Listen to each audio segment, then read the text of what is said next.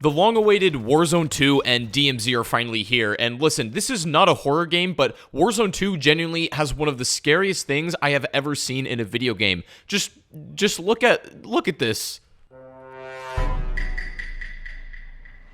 Anyways, in all seriousness, yeah, Warzone 2 and DMZ are out for Modern Warfare 2 now, and I want to give you guys a bit of an overview, general gameplay impressions, and just review both of these modes to let you guys know what I think about them. Now, I'm going to be brutally honest with everything that I like about Warzone 2 and dislike about Warzone 2 and DMZ. I'm not going to sugarcoat any of the negative things, but I am going to give credit where it's due for all of the positive elements. Now, before we do that, you guys may be happy to hear, I'm doing a few more giveaway codes for Modern Warfare 2 if you still don't have the game yet and would like it. If you want to enter, just leave a like on this video, make sure you are subscribed to the channel, and leave your Twitter handle and platform in the comments below, and I will be doing the giveaway over on Twitter, so make sure you're following over there if you do win so I can DM you. But anyways, so first thing I want to talk about is the map. This is the new Al Mazrah map specifically for Warzone 2, and I feel like the map is like the one centerpiece or perhaps the most important puzzle to get correct in your BR, or at least that's like some of the fundamentals that you've got to get correct. And I'm happy to report that Al Mazrah, just as a map, is incredibly well balanced. It's not perfect,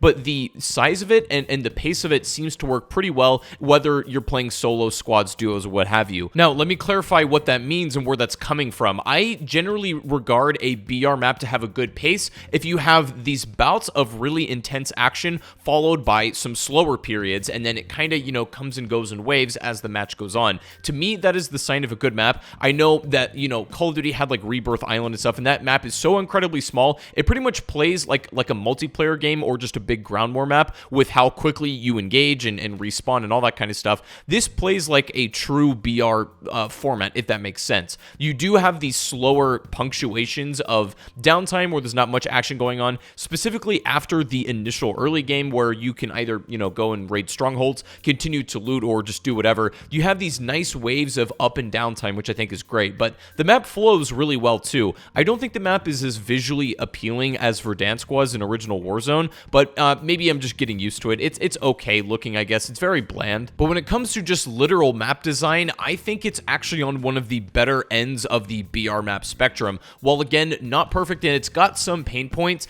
I think the things that it really gets right are the average distance in which you engage with enemies at. That stuff seems to be really well thought out for most of the map, and then also getting in and out of buildings makes a lot of sense with Modern Warfare 2's movement and is completely seamless. It's not clunky or awkward at all, and that's actually one of the biggest things that I noticed that was an extreme positive, was that traversing, whether you're, on foot or on vehicle, was really well done, so big plus there. So to put the actual map aside for a second, let's talk about the new looting system, because it's a bit of a cross between original Warzone and even Blackout, or some kind of weird hybrid between that and PUBG. So in original Warzone, remember, when you take somebody out, literally every item they're carrying on their person will fall out on the floor, and you can pick them up and loot them however you like. However, in Warzone 2, this is now a little bit of a cross between that and then the backpack system that Blackout had in BO4. Now, the difference is in Warzone 2, like literal weapons, primary weapons, and that kind of stuff will come out of the player.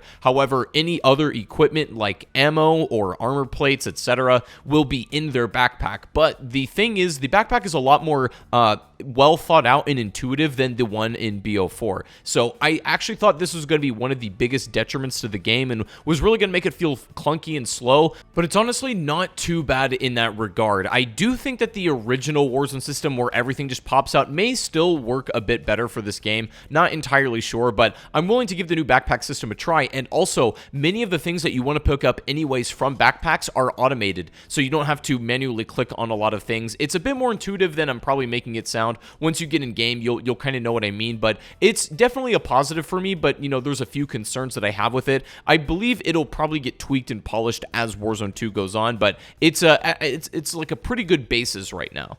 Now, let's talk about something I'm not really the biggest fan of, a bit of a negative, and this is the implementation of the AI in the form of strongholds throughout the map. So basically, they're kind of like these little just bases that get flooded with waves and waves of enemy AI, but if you take it over or you do some certain objective there, you're going to get rewarded with a ton of loot. And on paper, that sounds really good, but not only is the AI implementation itself a little bit clunky, but the problem is you get to a certain point in the game where you really have no use for the stronghold anymore, anymore, and it like just shuts down like a complete area of the map. This like theoretical playable space is now just completely null and void because nobody really wants to engage with these AI there. Not only that, but if you do, you paint a massive red target on yourself for everybody else in the battlefield. So at some point in the game, I know like you can't raid strongholds forever, but like at some point, I think even really early on, they become completely useless and almost a negative to even go after them in the first place, depending on the circumstances. I'm not in love with this edition.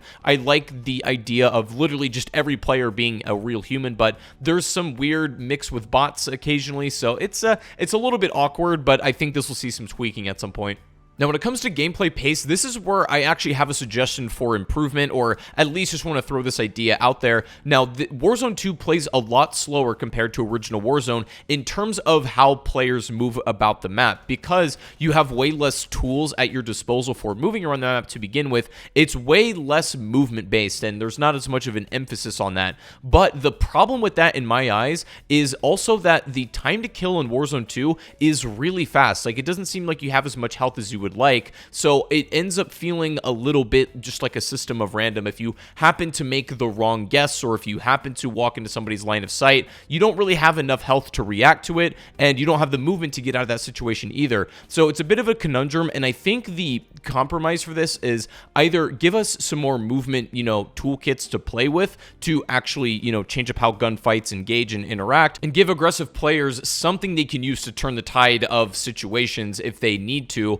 Either that, or make the health a little bit higher in general, because even with full armor, with 3 plates, it still feels like you die way too fast than you should. To put it simply, if I engage with somebody in a gunfight, if they just happen to see me first, it's likely they're going to completely chew through my health and armor before I can even get my gun up to react, based on how slow the weapons are themselves and just the lack of movement that you have to begin with. I think that's a fair compromise. Either give aggressive players more movement to work with, or make the health a little bit higher and people have to stay on track longer to take down targets, and allow people to react to these situations, because right now it just doesn't really, it feels like it's the worst of both worlds in some way. Also, there's a few really weird decisions with Warzone 2, particularly with the buy stations, for example. So you don't really buy loadout drops anymore. You buy your primary weapon, which comes with your loadout that you begin before the game begins. It's a little bit strange than actually just like getting it from a care package like you were used to originally.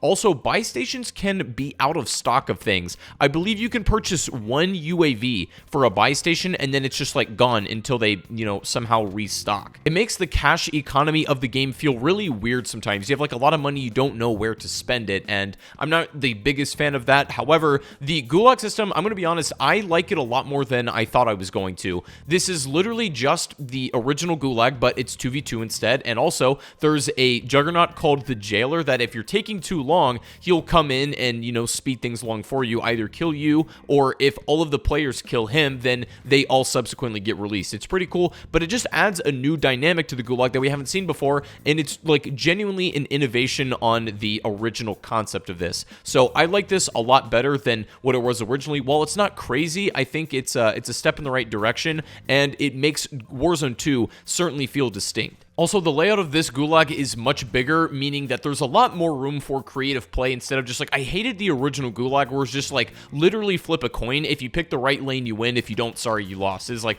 wasn't the biggest fan of that, but this one's a lot better. Now, as much as I like to review games from their intended gameplay concepts and like the way that it's supposed to function, I like to judge my opinions based on that. However, my experience with Warzone 2, the glitches and like broken mechanics and things like that, just like even just blatant server lag cannot be ignored. Like, just look at this. I felt like I was back in Black Ops 1 playing on like the laggiest server possible, like the worst possible connection. Generally, Modern Warfare 2 connections were pretty good in my multiplayer experience and everything, but in Warzone 2, in a lot of games, you could just feel it right away. It was genuinely awful, and I know a lot of this is technical back-end issues. These are things that they're going to work on and patch, and like every single launch of one of these can be a little bit rough. Like, Like, that goes without saying. Now, a lot of these technical things are going to get smoothed out over the next couple months, so that just literally playing into how the game is supposed to play as an overall experience and when the game is working properly. Here's what I'm going to say about Warzone 2.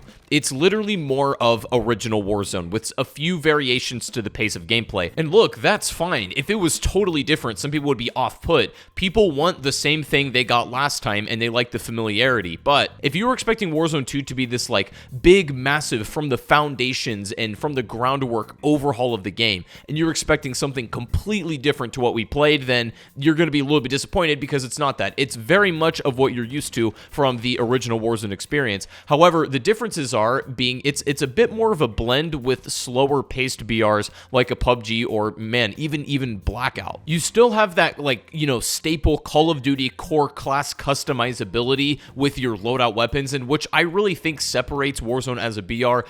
All of that is still intact with Warzone 2, but the rest of the game plays a little bit more loot heavy than you would expect from a Call of Duty Battle Royale game. And do I like Warzone 2? Absolutely. I had a lot of fun with this. Am I going to play it every single day? Probably not. I think it's something I'll check in on here and there occasionally or play with my buddies when they're wanting to play it, but it didn't do anything like spectacularly different compared to the original Warzone that I felt like I haven't experienced in some sense. And once again, that's not even me criticizing it. I don't think I'd want something vastly different. The biggest thing we have to a big dramatic change is there is a third-person, you know, variant of this BR. So you can play Call of Duty in third-person perspective, which, you know, we really haven't been able to do in any kind of Battle Royale format. So that's, you know, insanely different. But other than that, the entire formula, a lot of the just basic core mechanics are going to be the same as the original Warzone, with a few things innovated on and some, you know, just minorly changed. But yeah, it's Warzone. I had a good time with it, and I thought it was a lot of fun. So yeah, I would definitely recommend this experience to anybody who's curious, and especially if you liked original Warzone, at least give it a try. I think that there are some minor differences that may turn you off or make you want to keep playing it depending on what you enjoyed original Warzone for. But now let's talk about the other big mode that isn't Battle Royale, DMZ. So I give Warzone 2 an overall pretty good rating, but DMZ, I gotta be honest, I don't really like it that much. This is literally the textbook definition of overly complex for no apparent reason at all. If you just look through the menus of DMZ, what you're gonna notice is there's a bunch of like different tabs to interact with. There's all these like faction missions you can do. You can ensure weapons so that you can bring them in, you know, right away and spawn with them on your next, you know, adventure or, you know, infiltration. But at the same time, this mode is in service of almost absolutely nothing other than XP. And what I mean is, this mode, and especially these menus, just as a whole, it is very clearly trying to emulate Tarkov, but the difference is this is like the most shallow version of it possible, where, for example, as you're looting in DMZ, you're going to notice you can pick up things like, I don't know, water bottles and mirrors and like little syringes, stuff like that. Now, in Tarkov, when you're picking up, you know, little materials and elements throughout the world, depending on what it is, you can like craft things and make stuff. Like, you can just pick up items and turn them into things. But in DMZ, literally all of these materials you gather, you can't like craft anything with them. You either exchange them for cash in game to buy stuff like, you know, more weapons, or you exfil with them and they literally just turn into XP. The problem is, most of the game you're just killing AI bots with the occasional real player here and there, and there's no ultimate like purpose to gathering things. There isn't a marketplace of exclusive items that you can trade with that you actually get rewarded for successfully exfilling. Obviously, you keep the weapon that you exfil with successfully if you do so, but that's literally it. And even if you lose your insured weapon, let's say, you can get it back not too much later. Like, there isn't a whole lot of risk going on with this, what is supposed to be a high risk, high reward game type. It just feels that this like entire concept is a little bit underdeveloped and half baked. To be fair, they do claim it is in beta, and I think there's going to be some more additions to this. The only thing resembling a real reward is the M13B assault rifle that is typically locked, can be unlocked if you exfil it, if you grab the chemist's weapon and successfully extract with it. But literally, other than that, there's no ultimate point to to this mode other than getting insane amounts of XP. And if that's what you're going for, then you're going to love it, and it's absolutely fine. But not only are the bots themselves ridiculously overpowered, sometimes even shoot better than real players, but also there's no real tension in this mode, and not to mention the map is Al-Mazrah. It's the same map as Warzone 2, so it's not like you have this brand new area to explore. I really feel like if they wanted to make DMZ its own thing for real, they should have made a totally different map, but because it's on the Warzone 2 map, you're already going to be very familiar with it to begin with, and that takes away from a lot of the just sense of adventure that you would get from a mode like this in theory. So I think DMZ is definitely on the weaker side, and I don't know if this really played out how they expected it to. Again, if you just literally want to farm XP, this is probably the game mode for you, and it's, it's very chill in that regard. But if you're looking for something that's like high risk and want to get your adrenaline pumping like, real Tarkov does, I have to say this mode is just simply not it. It's fun to play, maybe every once in a while, but I played this a couple times today, and I was just honestly kind of just insanely bored. There was nothing that made me want to be like, oh, let's run that back. Once you get the actual M13B assault rifle and you have to worry about that anymore, there is literally no tangible reason that I can think of other than doing these arbitrary tasks and challenges that it gives you at the menu simply for the sake of completing them or just for the XP that it grants you. That's literally it. But as things are, I think I would absolutely recommend Warzone 2. I think it's a lot of fun besides a lot of the technical issues and server bugs and stuff like that. But DMZ is the most underwhelming game mode I've possibly ever played. It's a slightly more interesting plunder and a moderately worse Tarkov. So that's pretty much it. I hope you guys enjoyed today. Let me know what you thought, but make sure to leave a like, subscribe if you're brand new, and I'll see you guys in the next one. Peace out.